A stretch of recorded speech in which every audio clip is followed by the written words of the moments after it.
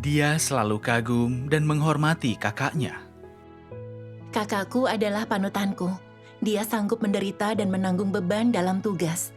Dia mengejar kebenaran, pasti akan diselamatkan. Tapi suatu hari, tiba-tiba dia tahu gereja mengasingkan kakaknya untuk merenung. Aku tak percaya itu benar. Apa semua perilaku baiknya di masa lalu hanya ilusi? Bagaimana seharusnya orang dikenali? Bagaimana cara menanggapi pengorbanan dan akibat yang ditanggung seseorang sesuai kebenaran?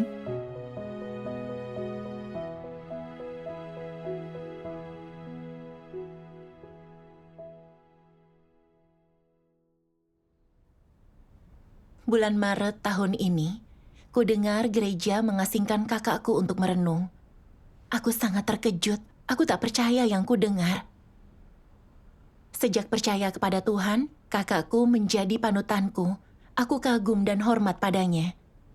Aku merasa dia percaya Tuhan, mengejar kebenaran, dan pasti diselamatkan. Pengasingannya untuk merenung bak petir di siang hari bagiku. Bagaimana mungkin? Dia pandai mengajarkan Injil. Sejak percaya, dia pertobatkan banyak orang, sanggup menderita dan bayar harga. Jika pekerjaan gereja butuh sesuatu, dia proaktif dan tak pernah menolak. Dia melaksanakan tugas seharian dan sangat aktif. Dia juga sering menasihatiku agar banyak berdoa dan dekat dengan Tuhan. Dan kulihat itu yang diterapkannya. Dia mengawali hari dengan berdoa kepada Tuhan. Mendengarkan lagu pujian kapanpun dia sempat, sebelum tidur, dia mendengarkan pembacaan firman Tuhan. Dia sungguh mengejar kebenaran, lalu kenapa dia bisa diisolasi untuk merenung? Apakah pemimpin salah? Aku terus berpikir, jika orang yang mengejar penuh semangat tak layak di mata Tuhan, maka tak ada harapan aku diselamatkan Tuhan. Tuhan meminta manusia melakukan tugas sepenuh hati dan kekuatan yang mana belum kulakukan. Akankah aku pun diasingkan untuk merenung? Kalau itu terjadi, apa yang harus kulakukan? Bisakah aku terus percaya Tuhan? Makin kupikirkan, makin aku tak tenang. Seakan aku dicengkeram perasaan krisis. Aku selalu merasa kelak aku pasti diusir. Waktu itu, aku pun sangat sedih. Aku mulai waspada terhadap Tuhan, lelah bertugas, dan tak ingin bersekutu dalam pertemuan. Oh, iya, pasti ada alasan kakakmu diasingkan. Gereja tak mungkin salah. Iya, kupikir juga begitu. Lalu, kutemui seseorang untuk menanyakan situasi kakakku. Oh, jadi kenapa dia diasingkan? Dia mengajarkan Injil tanpa prinsip dan seenaknya. Beberapa yang diajari punya kemanusiaan buruk, dan beberapa tak tulus percaya kepada Tuhan. Perbuatannya tak sejalan dengan prinsip. Saudara-saudari sering mengingatkan dan membantunya, tapi dia tak terima. Dia juga membantah katanya, orang-orang itu datang, kenapa tidak kuajari? Kadang, sepertinya dia terima, tapi tetap tidak sesuai prinsip dan terus berbuat seenaknya. Akibatnya, pekerjaan penginjilan terganggu. Kalau ada kejadian, dia tidak belajar, selalu membantah, menyebar sikap negatif dan gagasan-gagasan. Satu kali, dalam pertemuan petobat baru dia bilang, untuk memenuhi tugas, kutinggalkan keluarga dan usaha, kutanggung derita dan akibatnya. Tapi tetap banyak kesulitan hidupku. Kenapa Tuhan tak menunjukkan kasih karunia dan berkat? Setelah mendengarnya ada petobat baru yang dapat gagasan dan ikut mengeluh. Iya, ini masalah serius. Iya, karena selalu tak sesuai prinsip dan ceroboh dalam pengajarannya. Menyebar gagasan untuk mengecoh orang yang mengganggu pekerjaan gereja, dan karena menolak bertobat dia diasingkan untuk merenung. Oh, apa yang kau pikirkan saat itu? Aku kaget saat mendengar tentang perilakunya. Aku tak percaya itu benar. Apa semua perilaku baik yang dulu kulihat darinya hanya ilusi? Lalu, ku baca penggalan firman Tuhan.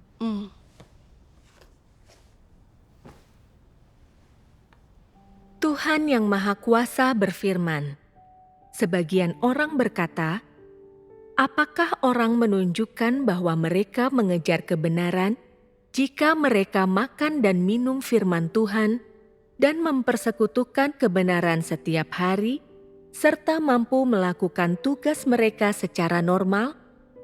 Apakah orang menunjukkan bahwa mereka mengejar kebenaran jika mereka melakukan apapun yang diatur oleh rumah Tuhan dan tidak pernah menyebabkan gangguan atau kekacauan? Dan meski ada kalanya mereka melanggar prinsip kebenaran, mereka tidak melakukannya secara sadar atau sengaja. Ini pertanyaan yang bagus. Pemikiran seperti ini ada di benak kebanyakan orang. Pertama-tama, engkau harus memahami apakah orang akan mampu mencapai suatu pemahaman tentang kebenaran dan memperoleh kebenaran dengan melakukan penerapan seperti itu secara konsisten. Akan mampukah mereka? Bagaimana menurutmu? Penerapan seperti itu sepenuhnya benar, namun lebih merupakan ritual keagamaan. Penerapan seperti ini adalah mengikuti aturan. Ini tidak akan menyebabkan orang memahami kebenaran ataupun memperoleh kebenaran. Jadi, sesungguhnya perilaku macam apa ini? Ini semacam perilaku yang terlihat baik di luarnya. Aku suka jawaban itu. Semua itu hanyalah perilaku baik yang muncul dari dasar hati nurani dan nalar sebagai hasil dari pendidikan positif yang mereka peroleh. Namun, ini tak lebih dari perilaku yang baik dan jauh dari pengejaran akan kebenaran. Lalu, apa akar penyebab yang mendasari perilaku-perilaku ini? Apa yang memunculkannya? Semua ini muncul dari hati nurani dan nalar manusia, dari pandangan moral mereka, perasaan senang mereka terhadap kepercayaan kepada Tuhan, dan pengendalian diri mereka. Perilaku baik seperti ini tidak ada hubungannya dengan kebenaran. Keduanya sama sekali bukan hal yang sama. Perilaku yang baik tidak sama dengan menerapkan kebenaran, dan orang yang berperilaku baik belum tentu diperkenan oleh Tuhan. Perilaku yang baik dan menerapkan kebenaran adalah dua hal yang berbeda, dan keduanya tidak ada hubungannya satu sama lain. Menerapkan kebenaran adalah tuntutan Tuhan dan sepenuhnya sejalan dengan kehendak-Nya. Perilaku yang baik berasal dari kehendak manusia dan mengandung maksud dan motif manusia. Ini adalah sesuatu yang dipandang baik oleh manusia. Meski perilaku yang baik bukanlah perbuatan jahat, ini bertentangan dengan prinsip-prinsip kebenaran dan tidak ada hubungannya dengan kebenaran. Perilaku yang baik tidak ada hubungannya dengan kebenaran, sebaik apapun perilaku tersebut, atau betapapun sesuainya perilaku itu dengan gagasan dan imajinasi manusia. Jadi perilaku baik sebanyak apapun tidak akan memenuhi perkenanan Tuhan. Karena perilaku yang baik didefinisikan seperti itu, maka jelaslah bahwa perilaku yang baik tidak ada hubungannya dengan menerapkan kebenaran.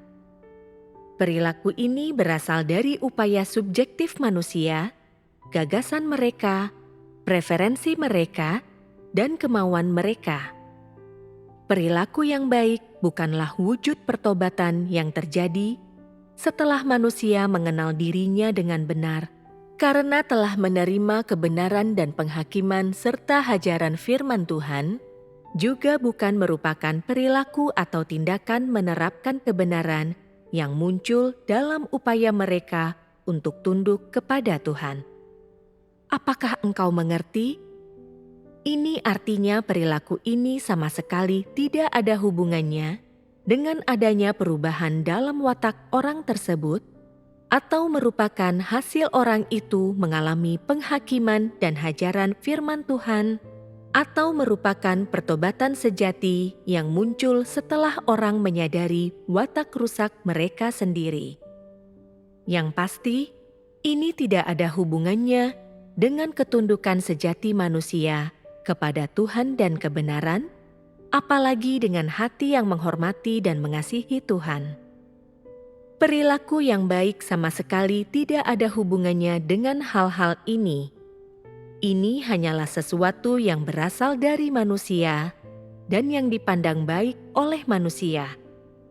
Namun, ada banyak orang yang memandang perilaku-perilaku baik ini sebagai tanda bahwa mereka menerapkan kebenaran. Ini salah besar, suatu pandangan dan pemahaman yang absurd dan keliru. Perilaku-perilaku baik ini hanyalah pertunjukan upacara keagamaan, tindakan yang hanya asal-asalan. Ini tidak ada hubungannya sedikit pun dengan menerapkan kebenaran.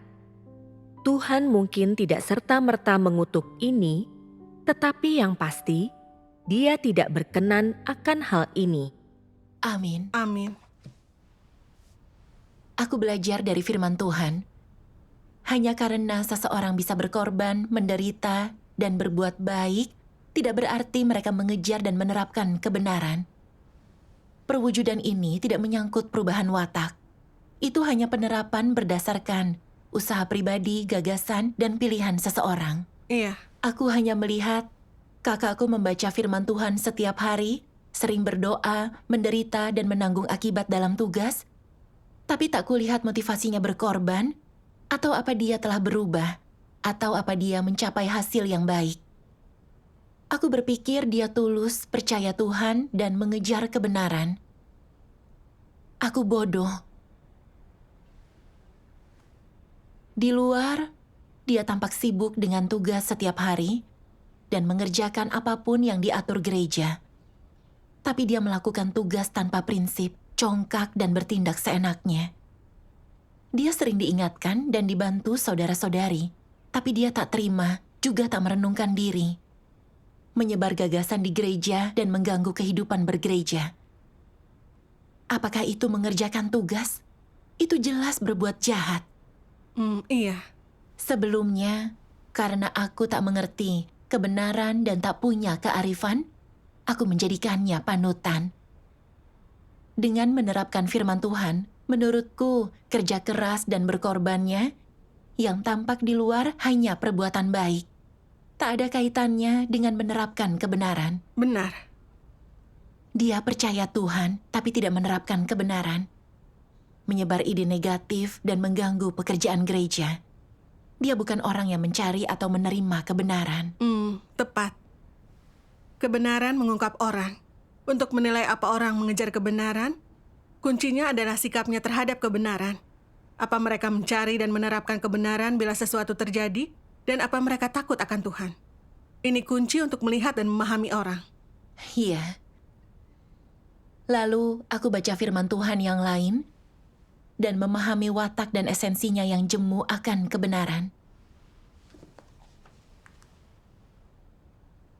Tuhan berfirman, perwujudan dari muak terhadap kebenaran bukan hanya perasaan benci pada kebenaran, tapi juga keengganan untuk menerapkannya. Saat kebenaran perlu diterapkan, orang ini menarik diri dan menjaga jarak dari kebenaran. Saat ada orang yang menyampaikan persekutuan, mereka tampak bersemangat. Mereka suka mengulang doktrin untuk menipu dan memenangkan hati orang lain. Itu membuat mereka terlihat baik dan merasa baik, dan mereka terus melakukannya tanpa henti. Lalu ada juga orang yang seharian sibuk dengan masalah iman. Membaca firman Tuhan, berdoa, mendengarkan lagu pujian, mencatat, seolah-olah mereka tak bisa berpisah dari Tuhan walau sesaat. Dari pagi hingga malam mereka sibuk dengan tugasnya. Apakah orang-orang ini sungguh mencintai kebenaran? Apa mereka tidak punya watak yang muak dengan kebenaran? Kapankah orang dapat melihat keadaan mereka yang sebenarnya? Saat tiba waktunya untuk menerapkan kebenaran, mereka menghindarinya, tak terima dipangkas dan ditangani. Mungkinkah ini karena mereka tak mengerti apa yang mereka dengar atau tak paham kebenaran? Bukan keduanya, mereka dikendalikan oleh natur mereka dan masalahnya adalah watak. Mereka tahu bahwa firman Tuhan adalah kebenaran dan positif, bahwa menerapkan kebenaran dapat mengubah watak, sehingga orang dapat memenuhi kehendak Tuhan, tapi mereka tidak menerimanya atau menerapkannya. Itulah artinya merasa muak dengan kebenaran. Amin. Amin. Aku selalu merasa, jika orang bisa meninggalkan, berkorban, dan bertugas, maka mereka mengejar kebenaran. Kini ku paham, pandangan itu tak sesuai kebenaran. Walaupun orang tampak menderita dan berkorban, kalau mereka tak menerima dan menerapkan kebenaran jika sesuatu terjadi, mengandalkan kehendak sendiri dan tak bertugas sesuai prinsip, maka mereka orang yang jemu akan kebenaran, takkan berubah meski telah lama percaya Tuhan. Benar. Membandingkannya dengan perilaku kakakku, meski di luar dia tampak saleh, sering membaca firman Tuhan, mendengar lagu pujian, berdoa, menderita, menanggung beban dalam tugas, tampak seperti orang yang tulus mengejar kebenaran. Sebenarnya, dia tidak menerima kebenaran. Dia selalu kacau balau dan semena-mena dalam tugas. Ketika saudara-saudari menunjukkan masalahnya, dia selalu membantah dan berargumentasi, tak pernah merenungkan diri. Wataknya tak berubah setelah lama percaya Tuhan. Dia adalah salah satu orang tidak percaya yang jemu akan kebenaran. Iya.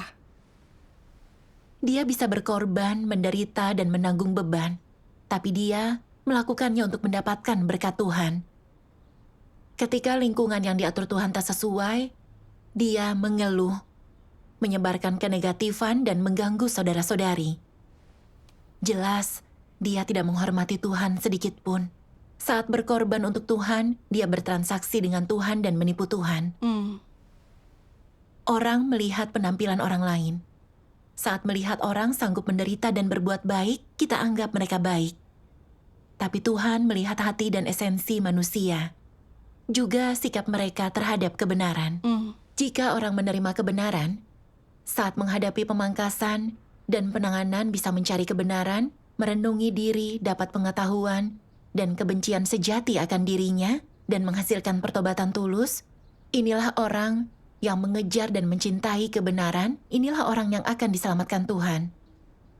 Jika natur seseorang keras kepala, dan wataknya tidak berubah setelah lama percaya Tuhan, sekalipun di luar tampak banyak berbuat baik, itu kemunafikan dan penyamaran. Benar. Orang-orang Farisi tampak saleh dan banyak berbuat baik. Tapi natur mereka benci dan jemu akan kebenaran. Saat Tuhan Yesus ungkapkan kebenaran dan menyelamatkan orang, mereka dengan kalut menentangnya. Pada akhirnya, mereka memaku dia disalib, sehingga mereka dikutuk dan dihukum Tuhan. Iya. Setelah itu aku mengerti, tanpa kebenaran kita bodoh, tak bisa melihat esensi orang, dan tak mengerti orang macam apa yang Tuhan suka atau yang dia selamatkan. Saat tahu kakakku diasingkan untuk merenung, aku tidak paham. Kupikir karena pemimpin tidak melakukan penyelidikan dan itu sebuah kesalahan. Dengan menerapkan firman Tuhan, kulihat bahwa pengasingan terhadap kakakku adalah sesuai dengan prinsip dan pemimpin tidak salah. Benar. Saat itu, aku merasakan lega. Syukur kepada Tuhan. Hal dan orang cuma bisa dilihat dengan benar sesuai firman. Lalu, aku mulai berpikir, saat mengetahui kakakku diasingkan untuk merenung, meski tahu aku harus terima itu dari Tuhan, bahwa Tuhan benar, tanpa sadar aku tetap prihatin dan khawatir. Aku cemas karena baru percaya Tuhan dan belum bertugas dengan baik. Mungkinkah suatu hari nanti aku akan disingkirkan? Jadi, aku mulai waspada terhadap Tuhan. Aku pun tahu, ada pelajaran yang harus kupetik. Maka aku berdoa kepada Tuhan meminta tuntunannya. Dalam pertemuan, aku baca 2 penggalan firman Tuhan. Tuhan berfirman, agar disempurnakan oleh Tuhan, engkau harus belajar bagaimana mengalami segala hal dan dicerahkan dalam segala hal yang kau lalui. Entah itu baik atau buruk, itu harus memberimu manfaat dan tidak boleh membuatmu menjadi negatif. Bagaimanapun, engkau harus memandang segala hal dari pihak Tuhan, tidak menganalisis atau mempelajarinya dari sudut pandang manusia.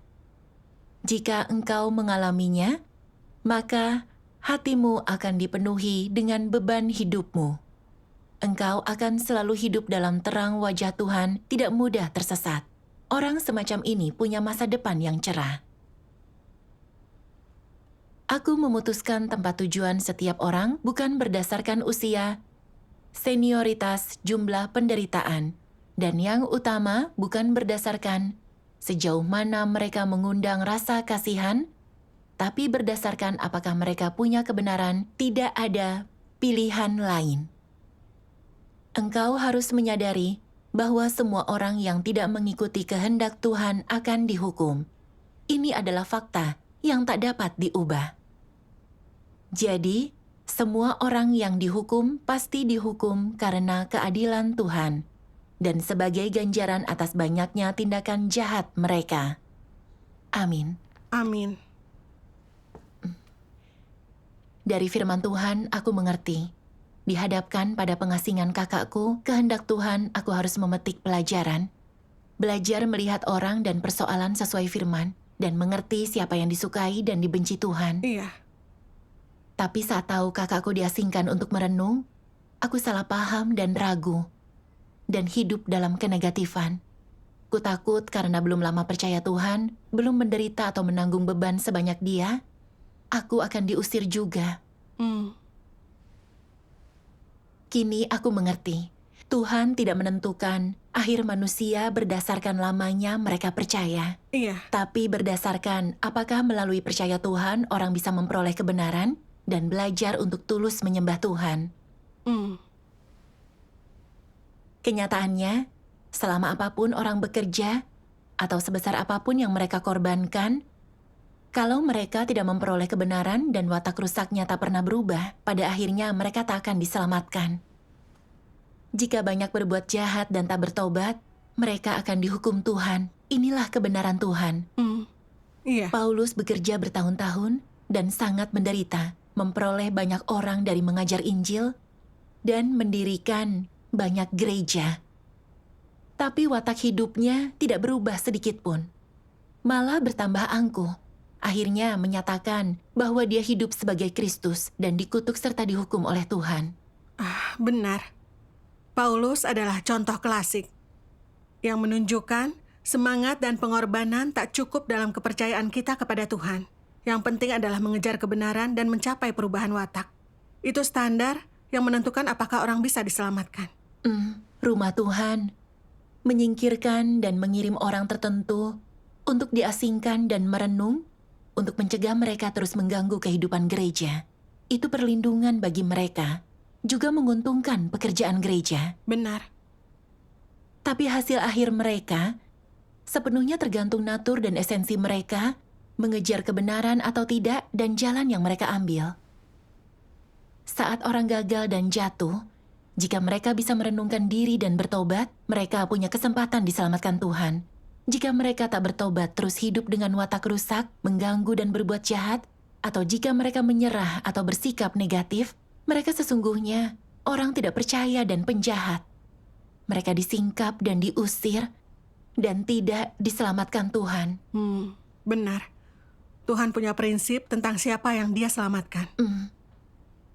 Aku membela diri dan salah paham tentang Tuhan, karena aku tak tahu prinsip Tuhan untuk menilai manusia, tak tahu watak benar Tuhan, dan terlalu fokus memikirkan masa depan dan nasibku. Melalui pengasingan kakakku, aku memperoleh pemahaman akan watak benar Tuhan. Dan kulihat meski orang tampak menderita dan berkorban, jika mereka tak menerima kebenaran, menerapkannya, dan bertugas sesuai prinsip, pada akhirnya mereka takkan diselamatkan dan akan disingkirkan Tuhan. Iya, benar sekali. Pembersihan gereja juga tanda peringatan yang membuatku merenung dan bertobat tepat waktu, terhindar mengambil jalan kegagalan, fokus mencari kebenaran, dan melakukan tugasku dengan baik sesuai prinsip. Syukur kepada Tuhan. Pengalamanmu sangat praktis dan berguna bagiku. Syukur kepada Tuhan.